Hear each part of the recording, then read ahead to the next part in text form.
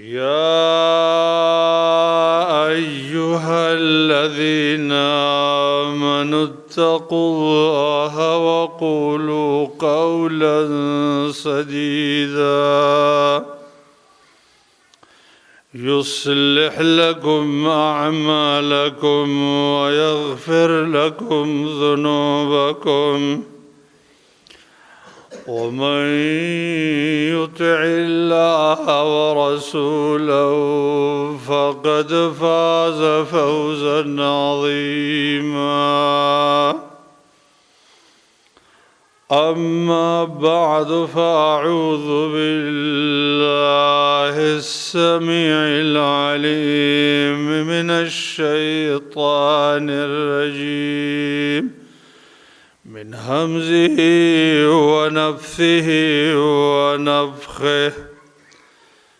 وقضى ربك ألا تعبدوا إلا إياه وبالوالدين إحسانا إما يبلغن عندك الكبر أحدهما أو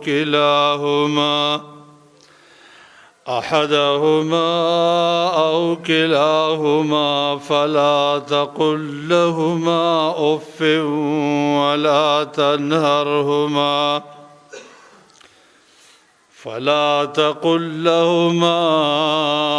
أف ولا تنهرهما وقل لهما قولا كريما واخفض لهما جناح الذل من الرحمة وقل رب ارحمهما كما ربياني صغيرا.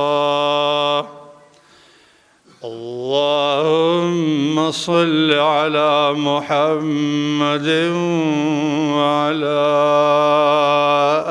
آل محمد كما صليت على إبراهيم وعلى آل إبراهيم إنك حميد مجيد.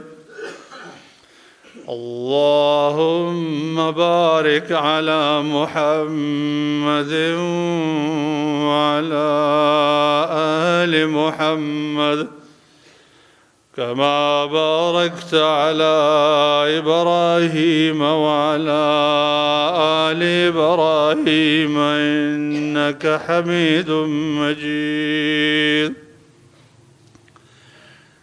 دين اسلام ډیرو قدرمنو درنو او عزتمندو ورونو، د تیرو خطباتونه سلسله واره دا موضوع شروع چې د آخرت په سفر کې زمونږ د ایمان سرمایه پکارېږي او ایمان داسې یو بهترین سیز دی چې هغه سمسور او میوهداره ونه ده چې هغه څه د پاسه 80 څانګې لري. یوه به د هغې نه بیانو چې زمونږ او ستاسو شوق جذبات او مینه پیدا شي او دا شعبه د ایمان عملی کو آخرت ته یو توخه تیاره کو. نن به د الله په فضل او توفیق سره د ایمان یو هغه عظیمه شعبه ذکر کو چې هغه د جنت غوره دروازه ده. داغی په وجه باندې یا رب کائنات راضي کیږي. هر مشکل چې زمونږ او ستاسو مخې ته راځي د دې په وجه به الله اواری، د دې په وجه باندې بس زمونږ او ستاسو بچیان زمونږ او ستاسو قدر وکي. د بچیانو نه به هغه سرکشي ختم شي. هغه د مور او پلار سره نیکی کول، داغی خدمت کول، داغوی ادب و احترام کول. خوږو او قدرمن ورونو، مور او پلار د عزت، مجد او شرف هغه قیمتي تاج دی چې زمونږ او ستاسو په سر باندې پروت دی. د دې په قدر هغه څوک پوهیږي چې دا تاج یو ځل د سر نه گذار شي، نو دی په هغه مقصد باندې پوهیږي، په هغه قدر و قیمت پوهیږي چې څومره لویه بادشاهي مې د لاسه ورکړه. ځکه چې کله یو انسان مور او پلار ژوندی وي، لکه د ده په سر باندې چې د هر قسم غمونو، کړاوونو، مشکلاتو، پریشانینو نه د ده په سر یو چتر وي، یو سوری وي، یو آبادي وي، یو چت وي. چې مور او پلار وفات شي، لکه دغه آبادي چې وغورځېږي او دا مشکلات، کړاوونه، تکلیفونه، پریشانینې برای راست د دې په دل او دماغو راوریږي. دغه وجه ده چې کم انسان مور او پلار ژوندي وي، دغه انسان د ډیرو غمونو نه ناخبره. کله چې مور او پلار وفات شي، هغه غمونه د ده په سر وغورځېږي. دغه وجه ده الله رب العالمین د مور او پلار ادب او احترام، د هغې قدر، هغوی سره نیکي کولو ته ډیر لوی مقام ورکړی دی، او د خپلې بندګۍ نه یې وروستو د مور او پلار عبادت، د مور او پلار احترام، ادب او هغوی ته احسان او هغوی سره احسان کول ذکر کړي دي. رب العالمین فرمایي وقضى ربك الا تعبدوا الا اياه وبالوالدين احسانا. ستا رب فیصله کړې ده چې بندگی به صرف د الله کې، او د مور او پلار سره به احسان کې، د هغه به قدر او احترام کې. الله اول خپل بندگی ذکر کړی ده، ورپسې بیا د مور او پلار قدر او عزت ذکر کړی. یوازې دلته نه، بل ځای الله فرمایي ان اشکر لی ولوالدیک. ای انسانا زما شکر ام ادا که، الله وی خود مور او پلار شکریم دې ادا که. دغه وجه ده چې ډیرو مفسرینو دا خبره ذکر کړې ده چې یو څو څیزونه قرآن کې الله یو ځای ذکر کړي دي، چې یو سړی راپاسېږي چې دا یو منم او دا بل نه منم، کم چې مني په هغې مو ته اجر نه میلاویږي. قرآن کې الله وایي واطیعوا الله واطیعوا الرسول. د الله تابعداري وکړئ او د الله د رسول تابعداري وکړئ.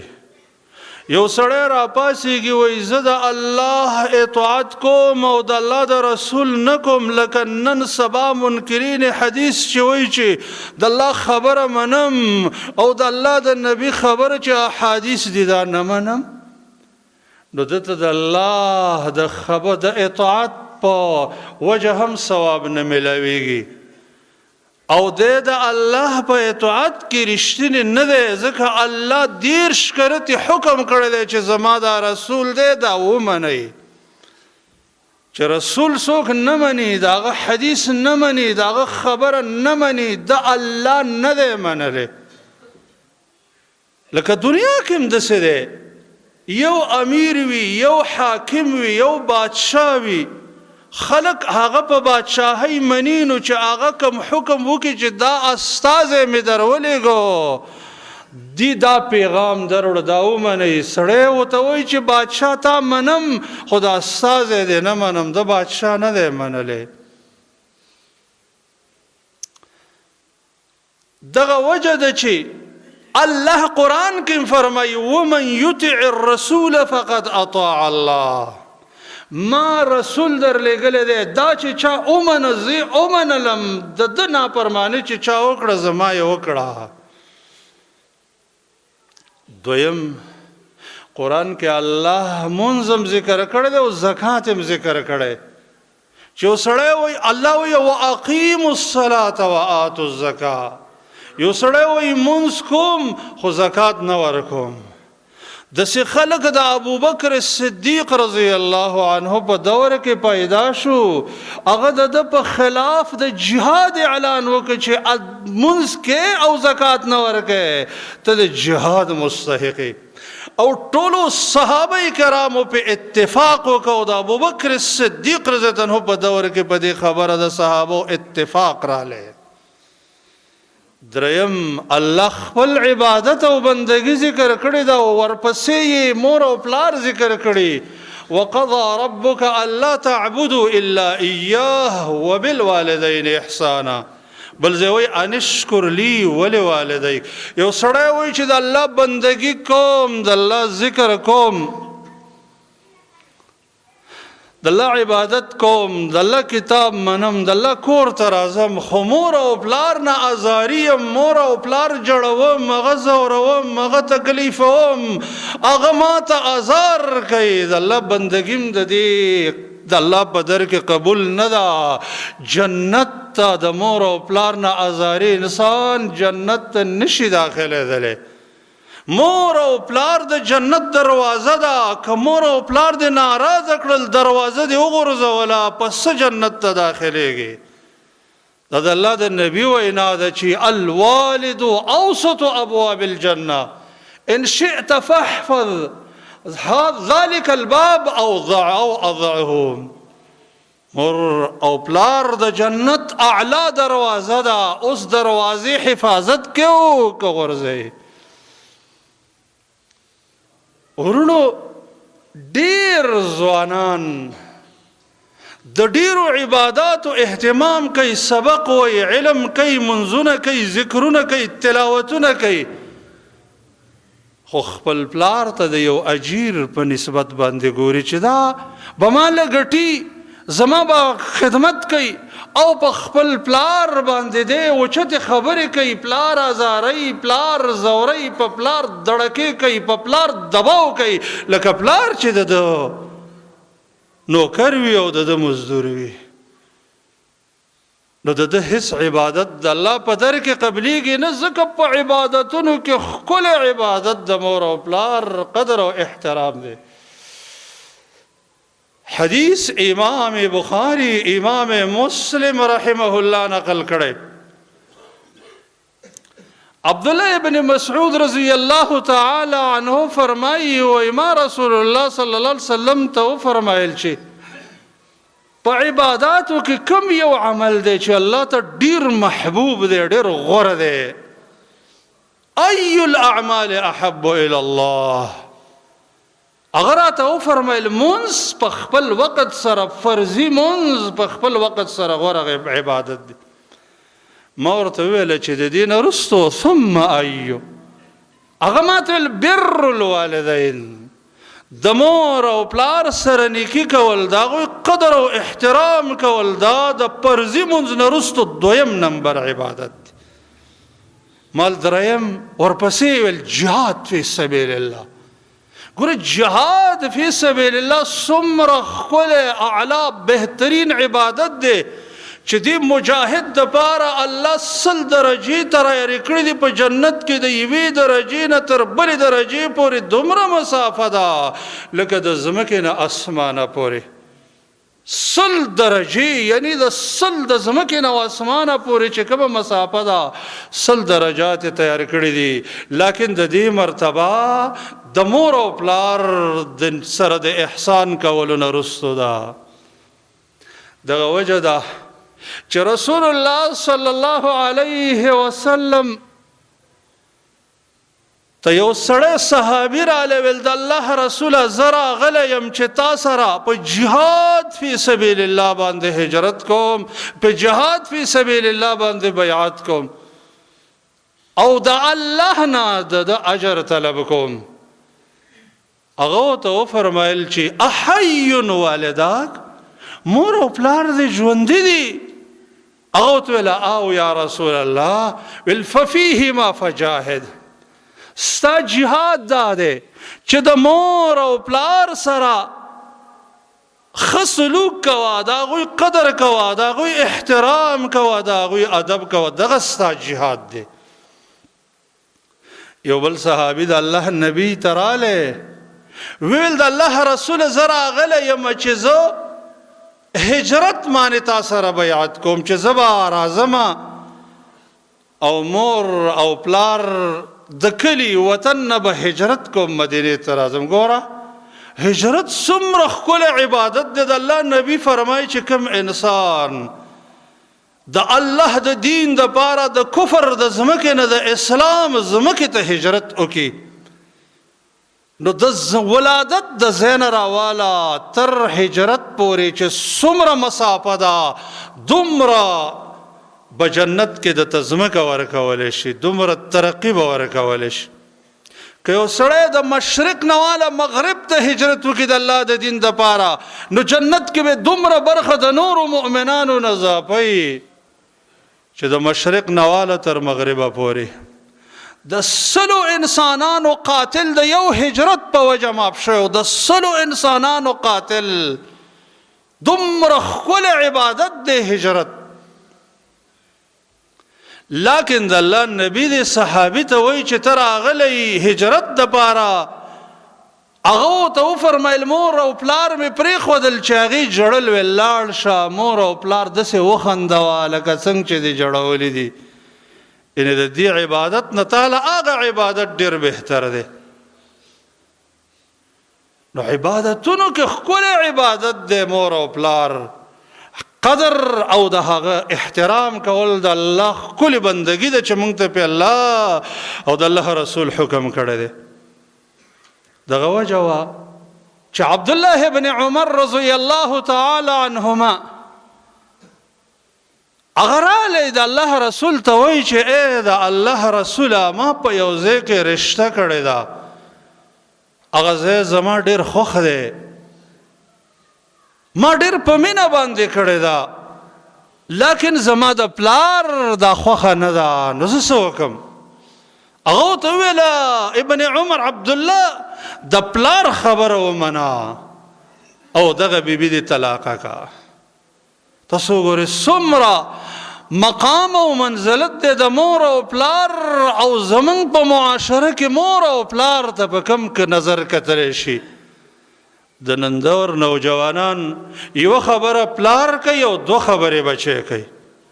یو خبره د پلار مني او 10 په پلار خپلې مني، هیڅ پروا نه کوي که پلار یې وځوره، که پلار یې تکلیف کو، که پلار یې وجړه. حتی چې داسې ظالمان پیدا شو چې په پلار گزار کوي، پلار ته کنزل کوي، پلار ته سپکې سپورې وایي.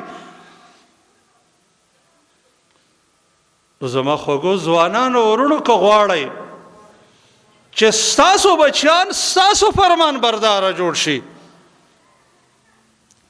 نو د خپل مور او پلار قدر وکړئ. د دې په وجه به ستاسو بچیان ستاسو قدر او احترام کوي. د الله نبی فرمایي چې تاسو د خپل مور او پلار سره احسان کوونکي جوړ شئ، ستاسو بچیان به ستاسو قدر او احترام وکړي.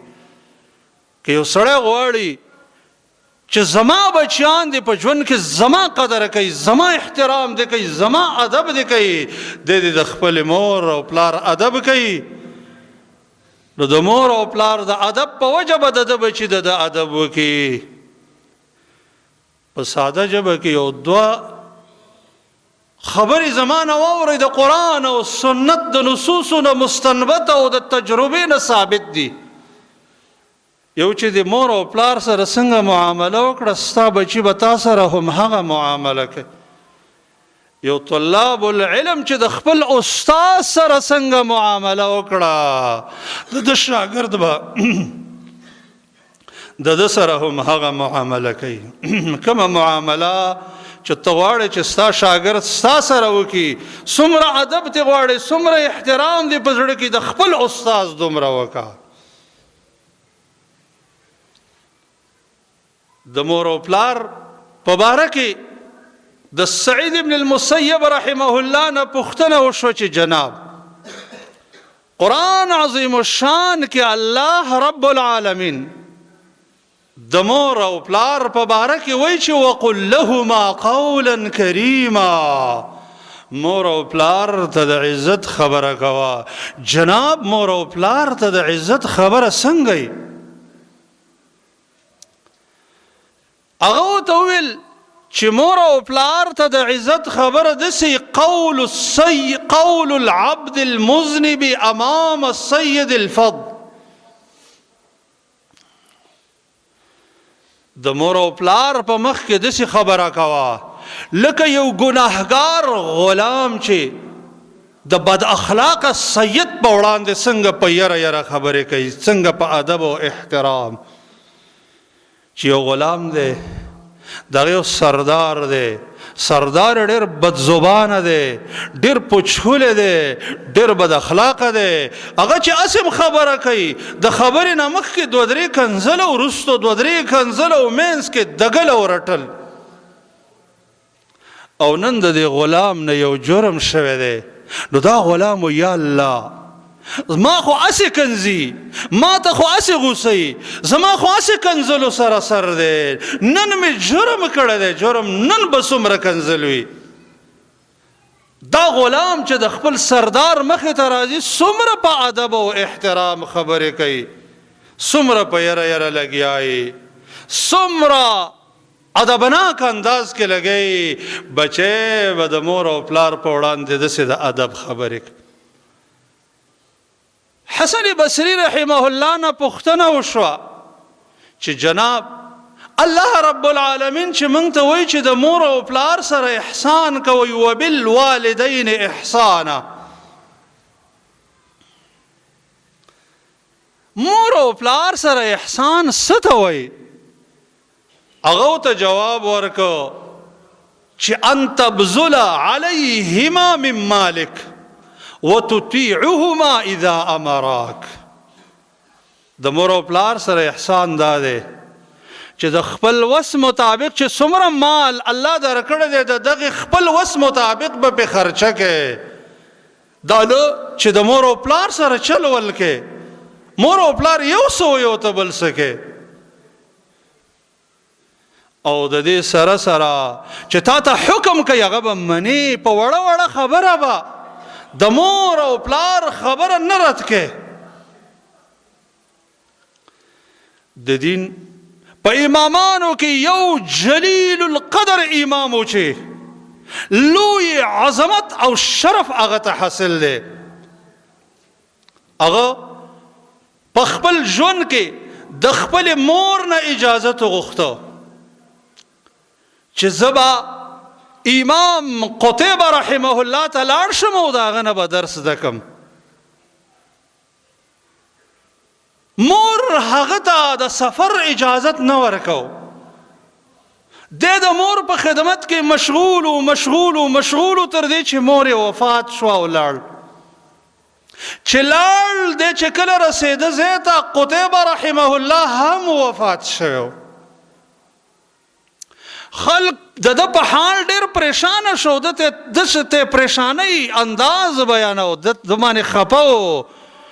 ویل خفه کېږئ مه، دا د علم برکت دی چې زه د دې قتیبه بن سعید رحمه الله د علم نه محرومه شوم، ځکه ما ته علم د مور او پلار قدر او ادب ښودلی و.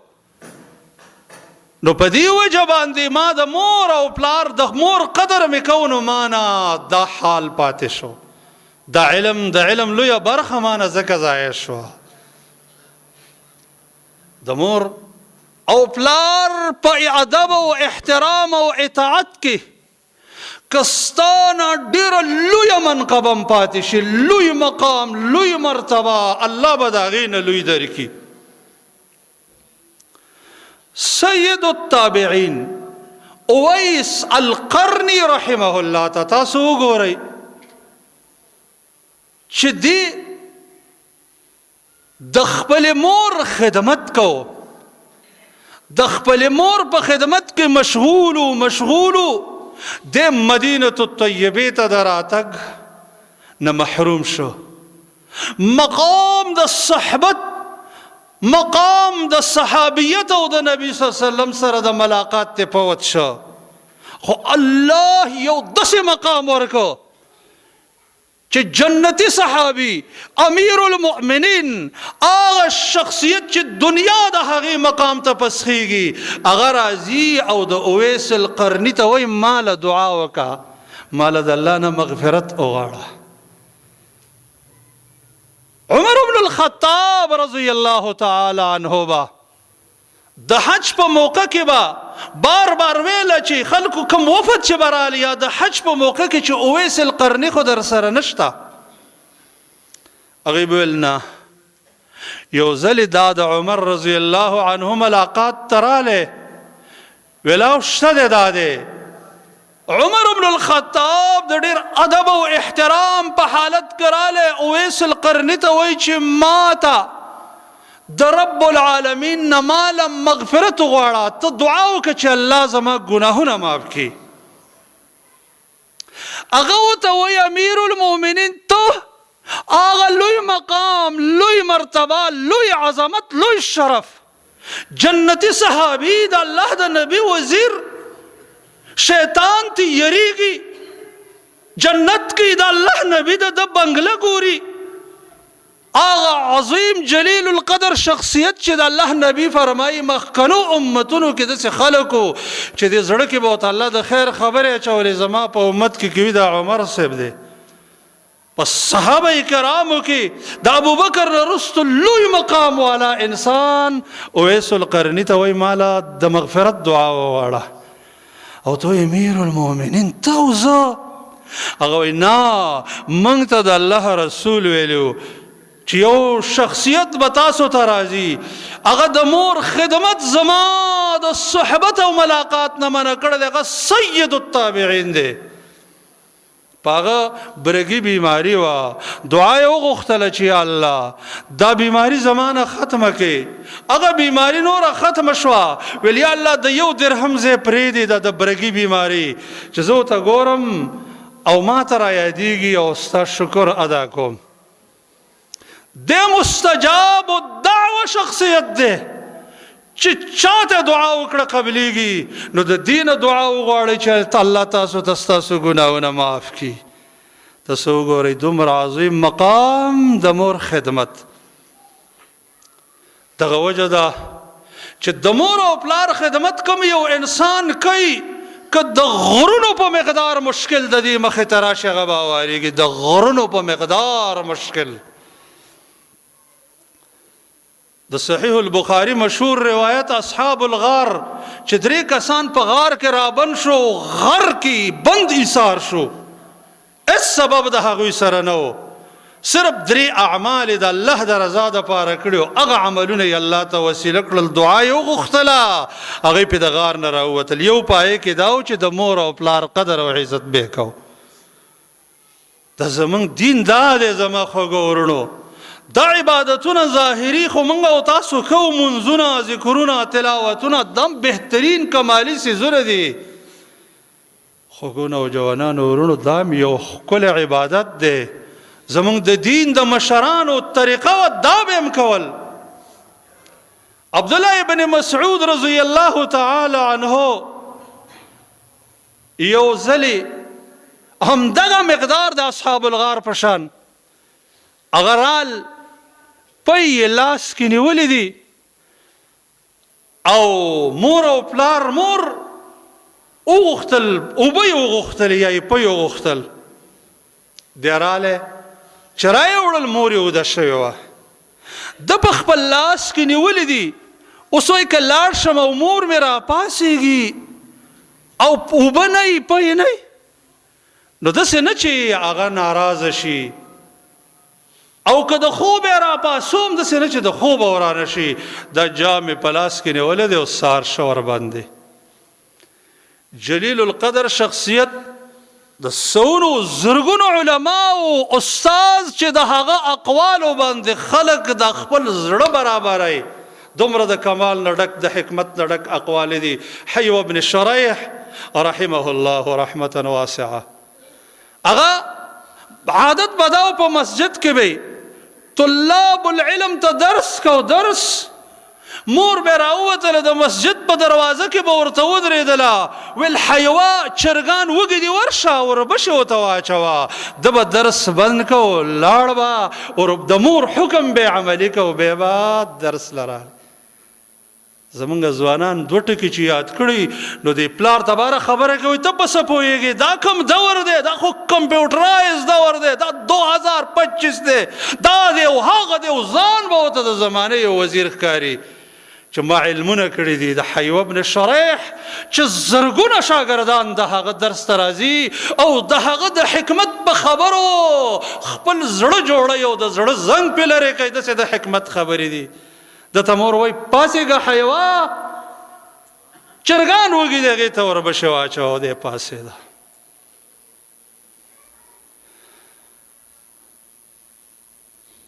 عمر بن الخطاب رضی الله تعالی عنه په دور کې یو کس د طائف نه هجرت وکړه مدینې ته راغلی د طائف نه راغلی مدینې ته ایمان یې راوړی کلاب نوم یې چې امام فاکهي وغیره ابن حجر الاصابه کې استیعاب کې د دې سیرت راوړی دی او دا واقعه څه حصه یې راوړی د ده چې راغلی مدینة الطیبې ته د ده پلار هم مؤمن دی مسلمان دی مور او پلار او دی هم مسلمان دی د نبي صلی الله علیه وسلم سره ملاقات شوی صحابو نه پوښتنه وکړه چې الله رب العالمین ته په عباداتو کې خپل عبادت څه شی دی هغې ورته ویل جهاد فی سبیل الله د مور او پلار نه بار بار اجازت وغوښته د جهاد هغه جهاد اجازت ورنکه د مور او پلار ډېر احترام کوونکی او قدر کوونکی و استا بې اجازې د مور او پلار نه لاړ جهاد ته مور او پلار یو ورځ باغ ته راووته ګوري چې یو کوتره ده یو مرغۍ ده او خپل بچي ته په مینه باندې خوراک ورکوي او د هغې سره لوبې کوي د ده مور او پلار ته د خپل بچی رایاد شه چې کلاب څومره وخت په سفر باندې تللی دی او موږ یې پرېښي دي او د غم یو څو اشعار یې ویل د اشعارو مطلب یې دا دی چې کلاب دا وایي چې زه په قرآن باندې پوهېږم او قرآن حکم منم ای کلابه ته په قرآن باندې نه پوهېږي مور او پلار دې لاسونه رپېږي خوراک او څښاک نشي کولی او تا دام داسې پرېښودله او ته ترې لاړې ډېر د غم او د پریشانۍ دې وجې نه چې مرغۍ د خپلې بچي سره ترحم کو بچیه ما ته ته رایادېږي او ایسته یې وژړل د خبرې امیر المؤمنین عمر بن الخطاب رضی الله تعالی عنه ته ورسېدلې امیر المؤمنین فورا حکم وکړه چې کلاب د جهاد د میدان نه واپس کړي چا د مور او پلار د پلار چې دی د عمر رضی الله عنه مجلس ته راوسته او داسې وخت دی چې کلاب هم واپس راغلی چې راغلی دی هغې ته وویله چې ته ما سره تا پسې د مور او پلار ولې خفه دي ویل ما به د مور او پلار ډېر سخت خدمت کو په اوښو کې به هغه اوښه چې ډېر پی پکې هغه به ما وتړله چې هغې کې دا پی راجمع شي سهار چې شنو یخې اوبه به مې راوړې د هغې غولانځه به مې پې وینځله اوبه به مې هغه به مې اولوشله او دا به مې پکې واچولې ښکلې پی به مې هغې ته ورکړل او داسې ادب او قدر او احترام یې کوه په دې وخت کې دا پلار راغلی دی او سترګو باندې معذور دی کمزوری شوی دی ده ته دا خبره ذکر کړه چې پلار ستا په زړه څه ارمان دی والله که مې څه ارمان وي ویل بیا خو یو ارمان به وویل چې دا زوی بچی مې راشي او دا وینم ویل ولې هغه د بچي د مینې او محبت مظاهره وکړه په دې وخت کې کلاب ته عمر بن الخطاب حکم وکړه چې په خپل لاس باندې په همغه طریقه باندې دا اوښه ولشه او دا پی ماله راکه بچی لا پلار ته ښکاره کړی نه دی د دې بوډا ته وویله چې دا پی اوس که هغې ویل والله که څه شی ژوند خوند راکوي بچی مې نشته ویل زه د الله په نوم قسم کوم چې دا بس کې هغه چې دا جام خوله ته نږدې که وایي تعجب دی دې نه خو زما د بچي د لاس خوشبویي راځي او په ژړا شي. امیر المؤمنین حکم وکړه ویل بچیه راننوځه. چې راننوتو دې خپل پلار له غاړه یې ورکړې دم وژړل پلار یې وژړل او امیر المؤمنین یې وژړل. تاسو ګورئ امیر المؤمنین یو عظیم شخصیت هغه واپس کوي د جهاد د میدان نه دې مقام ته. یو ځل عبدالله ابن عمر رضی الله عنهما د یمن یو سړی ولید چې مور یې په خپلو اوږو باندې سوره کړې وه او هغه د بیت الله نه طواف ورکو چکر ورکو. د ده نظر چې په عبدالله ابن عمر رضی الله عنهما باندې ولګېدو. آواز یې وکړو چې انی لأنال بعیرها المذلل ان زعرت رکابها لم أزعر ان أزعرت رکابها لم أزعر انا لها بعیرها المذلل ان ازعرت رکابها لم ازعر. زه د دې سورلی یم بله سورلی نشته. زه یم که د ده رکاب ویرولی شي او تښتي زه د دې تابعداره سورلی یم تښتم نه. عبدالله ابن عمر رضی الله عنه ورته وویله چې جناب څه دی خیال دی ما به د دې خپل مور حق ادا کړی. هغه وایي زما دې په الله قسم وي که د یو حوصلې حق ورله پوره کې چې کله ته به بیمار شوې پریشانه به شوې او دا به په تا غمجره شو یو آه به یې وکړه د زړه نه هغه درد وله نشي جبیره کولی. زما خوږو ورونو دا د اسلام هغه ښکلي اخلاق دي. که موږ پې عمل وکړو یقیني چې د دنیا کفار به په مینه اسلام له راځي. خو موږ د اسلام عالی تعلیمات شاته غورځولي دي. کوم چې د جاهلیت د دور جاهلانه اقوال دي افعال دي صفات دي اخلاق دي هغه موږ عملي کړي دي ځکه کفار په موږ اعتراضونه کوي. دې وجې نه یو عالم دین خپل یو واقعه ذکر کوي وایي زه یو ځلې اروپا ته تللی وم یورپ ته. هلته مې یو زنانه ولیدله چې هغې دا مڼه څه حصه خوړلې وه ناسته وه بوډای زنانه وه. ما ته خپله مور د خپل وطن را یاده شوه. زه په مینه مینه رالم دا انګریزه وه خو هسې مورولي راته را یاده شوه. دا مڼه مې واخیستله صفا مې کړله چنګه چنګه مې وله ورکوله او هغه خوړله. یو چنګه چې وخوړله په ژړا شوه.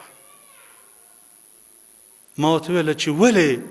ویل وجه دا ده چې زما بچی لس کاله کېږي چې ما لیدلی نه دی. زه دې ځای کې داخله کړی یم او دې له څه پیسې د کال ورکوي او نور زما بچی زما نه جدا دی. د بچی لیدل په مور هغه نعمت دی چې د دنیا نعمتونه دي د هغې نه قربان شي. خو بچیه ته څنګه زما خواله راغلی؟ ما ورته وویله چې په وطن کې زما مور ده موږ ته اسلام د مور په باره کې داسې تعلیمات راکوي چې ته به د دغې مور فرمان برداره بچی خپل ټول کارونه به پرېږدې د هغه خدمت به کوې چې هغه درته وایي ځه ځې به چې وایي راځه راځې به وایي چې کښېنه کښېنې به وایي چې پاسې پاسېږې به. هغه تعلیمات زما په زړه کې ناست دي مال خپله مور خو مې نشته دله به دا خدمت نن وکړم. ویل ښه دې دین ته څه نوم وایي بچیه؟ ما ورته وویل اسلام. ویل دې کې سړی داخلیږي څنګه؟ ما ورته کلمه وویله هغه ویل اشهد ان لا اله الا الله واشهد ان محمد رسول الله. چې په مخ د ځمکه دومره ښکلی دین هم شته چې د مور او پلار زخمي ځیګر په هغې ټکورېږي او بچی د مور او پلار د زخمی جگر د پاره د ملحم پټۍ جوړوي. داسې دین هم شته او موږ لا د هغې نه غافله یو موږ لا هغې ته شاګرځو. دی په اسلام کې داخله شه که داسې خواږه اسلامي عادات اخلاق موږ عملي کو یقین وکړه زما خوږه ورونو د دنیا کفار به اسلام کې خپله داخلیږي. خو موږ ظلمونه وحشتونه قتلونه د مسلمان قتل په معمولی سیز هغه ته کنده کنستل د هغه کور رانول هغه زورول دا نری ده او دا خلکو ته پښتو ده او دا غیرت دی چې کوم ته د الله نبی جاهلیت وایي هغه موږ نن د پښتنو په معاشره کې د غیرت په نوم کېږي ځکه دنیا زموږ نه متنفره ده. الله رب العالمین دی موږ او ستاسو په معاشره کې هغه اسلامي اخلاق قایم او دایم کی. الله دې موږ له د هغې د عملي کولو توفیق راکړي. رب العالمین دې موږ د خپل مور او پلار فرمانبرداره بچیان جوړ کړي او د مرګ نه د چا چې مور او پلار وفات وي د مرګ نه وروسته هم بعضې نیکیانې شته دی د مور او پلار سره چې سړی وکړي چې د هغوی ته دعا کول د هغوی د دوستانو قدر او عزت کول د هغوی نه صدقات کول هغوی په خپلو دعاګانو کې شریکول. الله دې موږ او تاسو له د دغې نیکیانو توفیق راکړي. اقول قولي هذا استغفر الله لي ولكم ولسائر المسلمين.